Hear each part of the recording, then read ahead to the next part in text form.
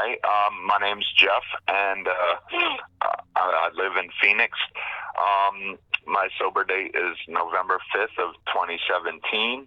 I have a sponsor that knows that he sponsors me. I have a couple home groups and a couple different fellowships. I have service commitments, and I'm actively seeking sponsees. So a little about me. I was born in Chicago to a alcoholic father and a young mother. When I was real little, probably about 15 months old, my mother took me and my older sister and divorced him, and he moved to Phoenix, so I didn't really grow up knowing him. And she got with another dude that was in the Navy, and we eventually moved to Virginia, where I was raised from about the age of 5 to about 15. I have a big family, not on my mom's side. My mom's side is pretty small, but my dad's side of the family, my dad was the oldest of 13 kids. And once again, growing up in Virginia, I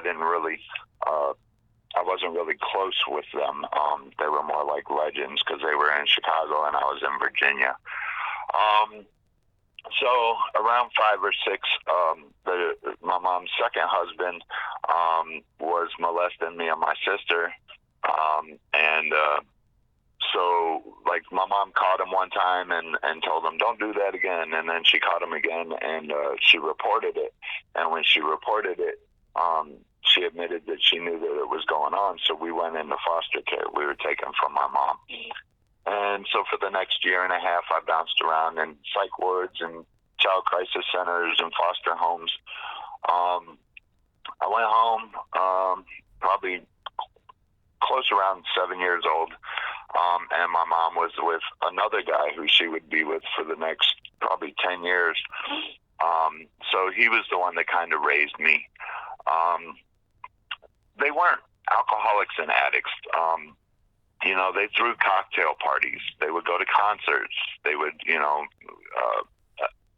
they didn't live in bars, but they could go to bars, and they'd come home and make it in time for work, and they didn't drink every day. And, like alcohol wasn't prevalent in my house. I found out later in life that they did cocaine.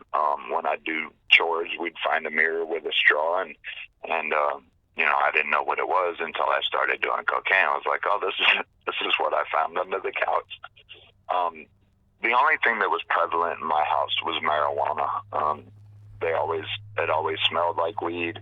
When I remember being little, and all the adults would be in the kitchen, and I'd wander into the kitchen, and they'd hide the bong, and I used to eat the seeds out of the ashtray and stuff like that. Other than that, it wasn't a normal home, but it wasn't full of alcohol and addiction. My parents worked. We lived in nice houses in nice neighborhoods. But I was always angry, and I never felt a part of. If you can understand the thinking, my mom, I was kind of unwanted. Like, my mom wanted her daughter, but she didn't want my dad's son, if that makes sense to anybody. So I always felt like, the stepchild. So around about 8 or 9 years old, my running away and my temper, I was a daily troublemaker. If I didn't break something or fight somebody or, some kind of chaos, it was an everyday thing. I was always getting kicked off the school bus, getting suspended from school, in trouble with the law. They'd arrest me for running away, and I'd lie to them and tell them my parents beat me, and they'd take me to child crisis centers and stuff like that and investigate and find nothing, so I'd go home. But anyway, so from about 8 to 16, I was in and out of detention and psych wards. I always went to alternative schools from like 5th grade. I got kicked out of public schools, so I was going to alternative schools, and they put me in the class with all the bad kids and expect me to behave myself. myself, and that never worked for me. So like the school bus would pick me up in front of my house, and I didn't have a school bus or a bus stop with all the neighborhood kids to hang out with, and going to an alternative school. My school was in a different city, and the kids that went there were bussed in from all over. The point of me saying that is because I never developed close relationship with my peers. I was always an outsider. We lived in nice white neighborhoods, and I was too crazy for the rich white kids, so I would go across the street to the ghetto and hang with the poor black kids and do crazy shit. And I enjoyed it. I always say my first addiction was adrenaline. So life goes on. I'm about 15 years old. My mom's remarried to her fourth husband, and they're moving from Virginia back to Chicago. And I was on probation, and I was doing a long stint in a juvenile prison. And she asked my probation officer how I could stay in the juvenile facility with her leaving state, and my PO suggested that she makes me a ward of the state. So, 15-year-old boy, lost in life, and here my mom's trying to give up custody, and so I became suicidal. Luckily, I had counselors and stuff there at the boys' home that helped me survive. Nonetheless, we went to court, and the state of Virginia was awarded custody, but then the state of Virginia appealed, and so that threw me for a loop. Like, damn, my mom doesn't even want me. The state of Virginia doesn't want me. So after that year in a juvenile penitentiary, or they called them learning centers, I spent a year in there, and then after that, because I had no family in Virginia, I was sent to a residential treatment center where I spent the next year. So all of my 15 and 16, I was institutionalized. Probably 2 months before I turned 17, I was kicked out of the residential treatment center for fighting, of course, and they held me in detention for a couple of months, and the powers that be, my probation officer, CPS, the prosecutor, everybody was like, he has no family here, so like, what are we gonna do with him when he gets released anyway? So long story short, they held me in detention until somebody from Chicago, my uncle and my stepdad, drove down there, picked me up from the detention center, and promised to take me back to Chicago. So at 16, I went back to Chicago, and I'm in an alternative school there, and everybody I know is in a gang. The bad kids in my school just got worse. So I started hanging with gang members, and literally running and gunning. There was a lot of gunplay. We sold drugs, we robbed houses, we, just chaos and drama. That didn't last too long. I was in Illinois at 17. You're an adult. So a month after my 17th birthday, I found myself in Cook County Jail. That whole 17th year of 1994, I bounced in and out of different county jails on probation all over the state. By the end of 94, they were tired of it. I caught a burglary case, and they sent me to prison. I had the option of doing boot camp, but at the time, I was just too violent. So in orientation, I got kicked out for fighting. The boot camp option was an 8-year suspended sentence, or 3 or 4 months in this boot camp. And even with that, I couldn't keep my hands to myself. So I ended up getting an 8-year sentence. So I went to prison where I fought a lot more. Found myself in maximum security quickly after I got there, and they showed me how to make hooch. And once I got the recipe for hooch, like, that was my escape. I felt like I was kicking it with the homies again, you know, getting drunk and partying and smoking weed. And so, you know, my addiction didn't really take root until I was 16, because that's what we did. You know, we'd hang out and we'd mess with girls and we'd get drunk, I mean, you know, on the daily basis. And I really only got a job for my parole officer and to support my habit so that I could live in the bars. So I did 3.5 years off of that 8-year sentence, and 90% of that time I was under the influence of something. So I got out, I was 21 years old. I was living in the bars. I was working. I got with a girl that I dated in high school, and kind of made her my enabler. I moved in with her. I just, you know, tore her life apart, the poor girl. Anyways, we were together for a couple of years. I got off parole. Things didn't work out with her, so I tried a geographical, and I moved to Texas. I lived there for like 2 months. I worked for the guy that owned the house that I lived in. The house that I lived in was like a halfway house, but it was for, mostly for people from the VA.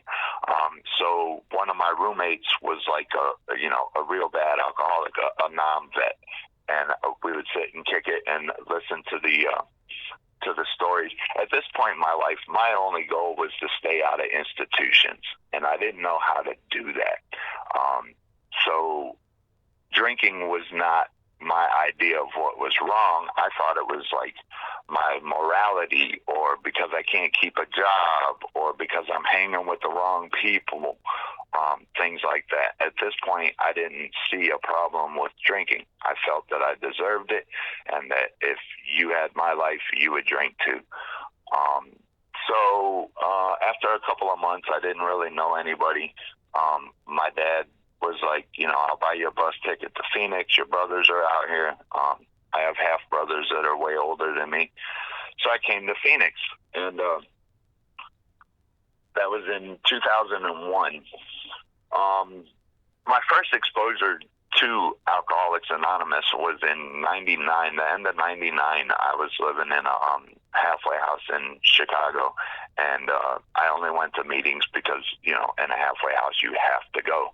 But never got a sponsor, never read the big book, never did nothing, just occupied an hour to satisfy the needs of not being homeless. Anyways, so I come to Phoenix. Not too long after I got here, I got turned on to cocaine. I was always scared of hard drugs because I knew, like, I'm the youngest of 5 kids, and they've done pills, crack, meth, heroin, just like they explored for me. So I was always afraid of hard drugs, but cocaine was always glamorized.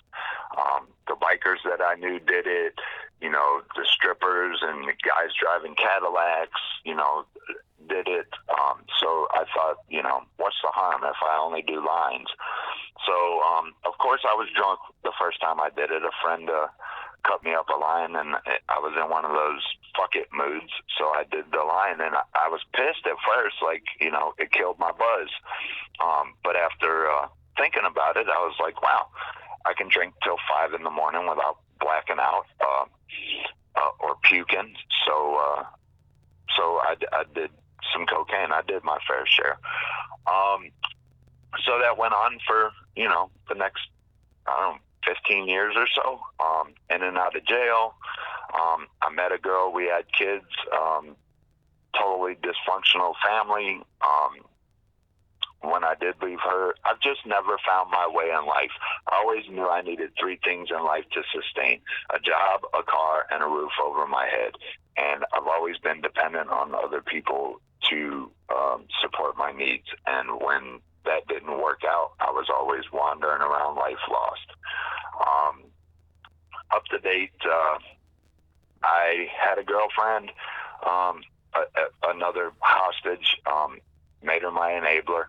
For a year and a half straight, I just sat at home and drank and smoked my weed. I got a weed card, so probation couldn't say anything, or CPS couldn't say anything. They were involved in my life. And I just sat around by myself and got lit. I've always battled with depression and anxiety. I've been diagnosed with PTSD. But they always told me that when you're drinking, psych meds don't work. So when the psych meds weren't working, I just stopped taking them. So my symptoms got even worse. And after a year and a half of, I would go days without showering or changing my clothes, and I did nothing for this poor lady. I didn't take out the trash or do dishes or nothing. I just wake up in the morning, drink, she'd come home, I'd drink some more, smoke my weed, and pass out. And that went on for a year and a half. And finally, I just didn't want to go on like that. I'm 40 years old. There's got to be more to life than this. And I broke up with her and I went homeless, because that's what happens in my life. If I have a girlfriend, I have somewhat stability. When I don't have a girlfriend, my life is in chaos. So I went homeless. I sent my stuff to my brother's house in his shed, and I wandered the streets. And we have a program out here, a community outreach program or resource program called Community Bridges. And they help with mental health, substance abuse, homelessness. And the way I found out about it was I was passed out drunk on somebody's back porch, and they called the cops on me, and the cops realized how drunk I was, so they took me there. Instead of taking me to a drunk tank anymore, they take you to Community Bridges. And I get there, and, they process you in, they give you a cheese sandwich or a peanut butter sandwich, and they monitor your vitals, and they give you a chair to sleep in, and then in the morning, they try to find you housing, or they try to get you plugged with a psychiatric clinic, or whatever your needs are, they try to meet. But I didn't take heed to that. I didn't want to go back and do the 12 steps. I wanted to do what I wanted to do. I thought I'd be all right if I found a job and a girlfriend. I'd be good. I could get my life back together. Probably the 6th or 7th time that I went back there, they were back to calling halfway houses and stuff. I didn't want to go into treatment, but they're calling all these halfway houses, and I was like, yeah, there's this one place that'll take you with no money, as long as you're willing to look for work. And it was called The Solution. And in that moment, I just, I always say my willingness is God-given. And in that moment, I was willing. I just said, okay. And they sent me to this place. I lived in Mesa, Arizona, and this place is in Phoenix, Arizona. So I was leaving everybody I knew. I had lived there for 17 years in Mesa. I knew my surroundings. I knew what was where. But none of that mattered at this point in my life. I had nothing. I didn't have the balls to kill myself, but I didn't want to live. I was mad just waking up in the morning, damn, this again. So I go to The Solution, and I'll never forget it. I moved in on a Friday, and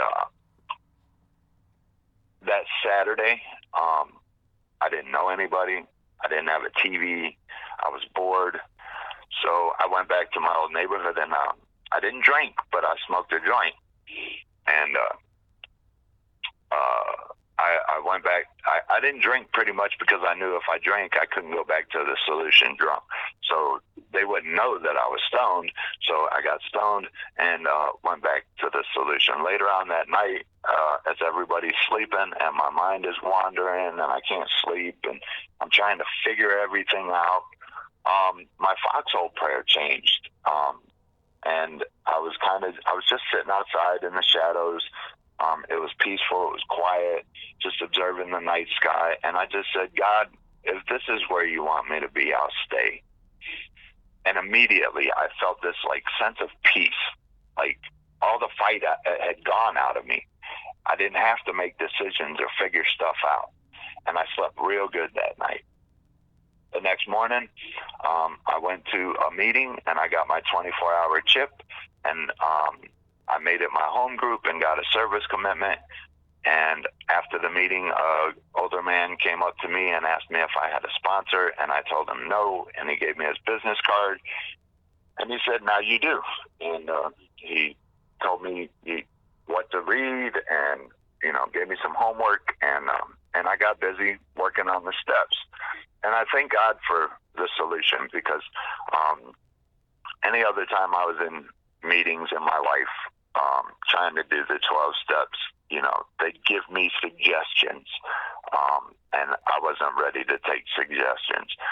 When I got to the solution, they're like, work a 12-step program or be homeless. So it wasn't really an option. It was like, you've got to do this or you're going to go back out in the cold and sleep on the sidewalk. So once again, God gave me willingness. Through the steps, I strengthened my faith and my reliance upon a higher power. I got lost in service work. I became useful to others. I took a good hard look. When they're talking about the 4-step, they talk about getting down to the causes and conditions. And I was curious, like there was a little bit of fear for me to do my 4-step, but I was curious. I was like, what is wrong with me? Stop blaming your upbringing and society and the world for your downfall. Like, why can't you get stuff together? How come every time you get something put on your plate, something comes along and knocks it off? And so I looked at that, and I found a lot of moral dilemmas and a lot of spiritual dilemmas as well, where I couldn't find happiness anywhere. And the steps were very therapeutic for me. I learned a lot about myself, about life, about the world,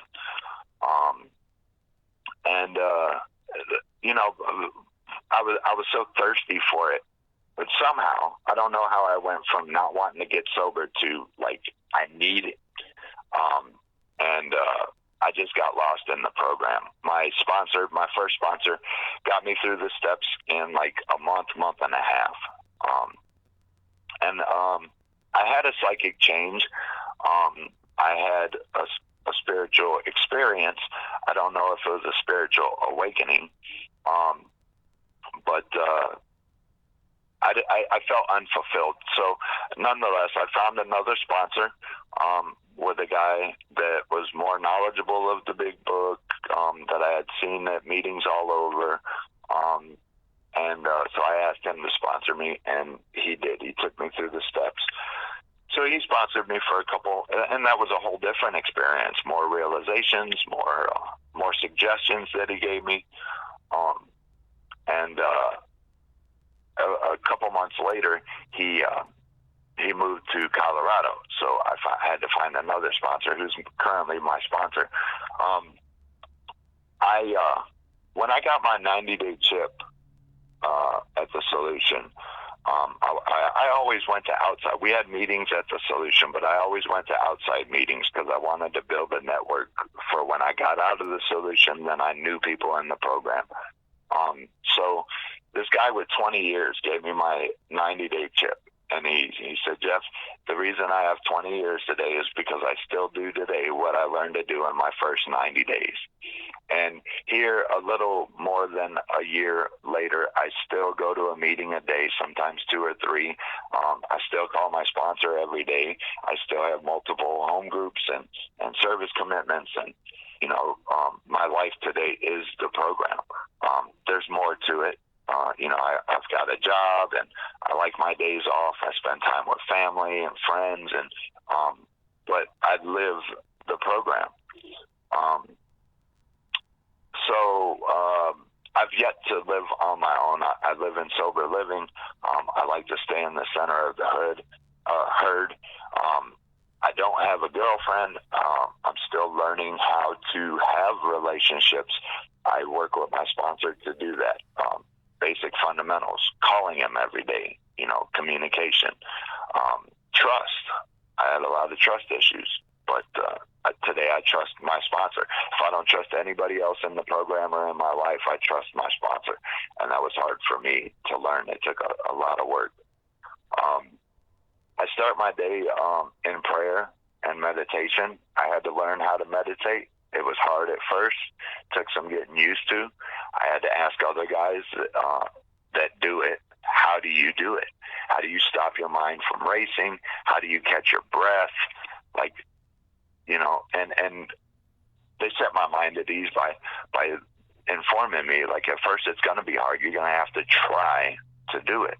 Also, one of my favorite parts of how it works in the big book that's read before every meeting is God could and would if he were sought.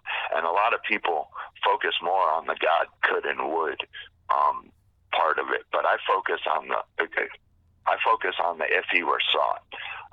I'm a Christian, but I'm not like a Bible thumper. But it says in the Bible, there's a verse that says, "Seek ye first the kingdom of God." And so I hear that when I hear God could and would if he were sought. Anybody that believes in a higher power, in a God, knows that God could and would. But my focus on that is that I have to seek God. I have to find his hand in everything, in every trial, in every obstacle in life, in every downfall. A dear friend of mine committed suicide when I was 5 or 6 months sober, and I really had to seek God. I had a network around me at that point in time, but I really had to seek God because I was forming a resentment against her. How could you do this to me? But I took it personally. I had to write out a 4-step on it, and I got through it without drinking or drugging. God is a big part of my program. I don't preach Jesus.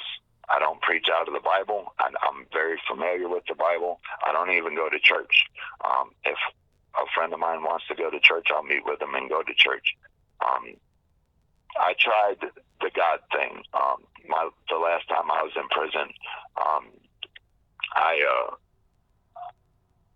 superficially devoted myself to God. I did Bible studies through the mail. I stopped cussing. I was in the chapel a couple of days a week, things like that. And I had the revelation that I couldn't serve God drunk or high. Nonetheless, as soon as I got out of prison, they put me on the train at 6 o'clock in the morning, and I had a 3.5-hour train ride back to Chicago, and I spent that whole time in the bar car drinking Heinekens. My solution is to hang with other alcoholics and addicts. Today, I don't live with anxiety. I don't live with depression. I've been off of my psych meds that I've been on since I was 5 or 6 years old. I've been off of them for the past 6 months with the help of my sponsor and doing it with a doctor. She weaned me off of them, and I sleep good at night with no nightmares and waking up all the time. I have probably normal anxiety, but it's not crippling like it was before. And I don't have depression. I'm very grateful. Gratitude and living in the moment helped me with my depression and anxiety when I was probably 2 months sober, I heard somebody say that anxiety is living in the future and depression is living in the past, and that I felt that struck me, and so I sought out, with the help of some friends and my sponsor, I sought out, how do you live in the now? And I read a book called The Power of Now, and I try to practice that whenever my mind starts wandering to, what I feel I deserve in life, or I need this or I need that. I get grateful and I live in the present. I just do the next right thing that's presented in front of me. And, seeking God's will, I keep it that simple. Like, I was just talking to somebody the other day, and he was having a hard time figuring what God's will is for him. And one of the things that I do when I have, and the big book talks about it, you're not going to be inspired at all times. One of the things that I do is be still and know that I am God. When I don't know what to do, because I'm not good at making decisions, instead of trying to figure out what to do, I just don't do nothing. I voice my need or my idea to the men in the program that hold me accountable, and to my sponsor, and I of course pray on it. But I think that God works through these people, and they give me their ideas, and whatever makes sense at the time, I try, even if it's not what I was thinking of doing. I try it.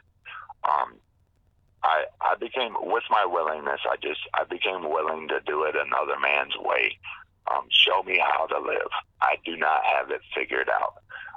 And so I became willing to take suggestions. I became willing to say yes. When I didn't want to show up for my service commitment, I showed up anyway. And every time I was blessed. I was either a blessing to somebody else or I received a blessing. I love my life today. There's the peace and joy, the purposefulness, being a productive member of society anymore. I can give back to my community that I've taken from for so long. I have a job today. I have a checking account. I have a credit card. I pay my bills. Another part of God's will, somebody told me a long time ago, probably 10, 15 years ago, that God's will for me is to be where I'm supposed to be when I'm supposed to be there. And I do that today. I don't make excuses. I don't cancel appointments. I'm accountable. I'm reliable. And my life is just totally different than it was a little over a year ago in just that quick amount of time. And it all comes because I live in the steps. When I got done with the steps, it wasn't like I was done with the workbook and so now I can go on with life. I live the steps. There's been days that I've worked all 12 steps in one day. When I start the day off with my sponsor on a weekend, and one of my sponsees comes over and we do step work, and I've had a rough day, and I got to do 1, 2, 3. I've got a real good sponsor, and as much as he believes in the Bible too. As much as we believe that the Bible has an answer for everything in life, I also believe that the big book and the 12 steps have an answer for everything in life. And he guides me to that whenever I bring something to him. He's like, what step can you work? Or the big book says this, or read this page. Maybe one day I'll get there with my sponsees, but I'm not there yet. So that's pretty much where I'm at and how I got there. And I just wish you all the best. Thank you.